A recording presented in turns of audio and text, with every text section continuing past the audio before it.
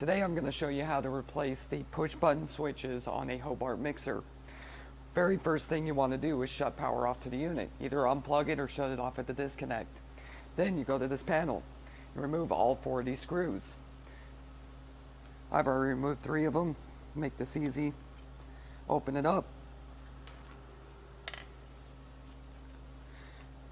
Let's say you're replacing the stop switch right here. Just pull the wires off.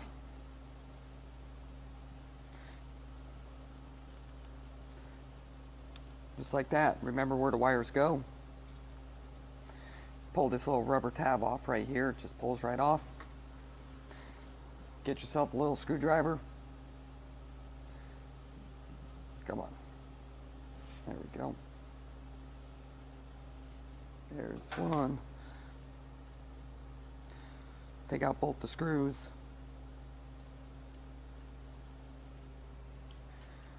And this switch will just pull right out. Get the new switch, put it in the same way. Basically do the whole process in reverse.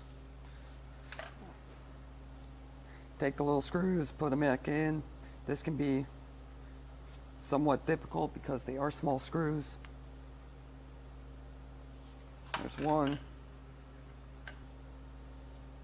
There's 2.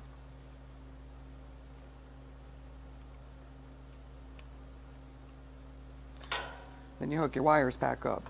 With the stop switch, it doesn't matter where the wires go on either side. It could go either way. On the start switch, you got to remember where the wires go. You got 2 separate wires right here, one on the other side. Just remember where those go. Use your cell phone, take a picture of it. Very simple to do. It comes out the same exact way.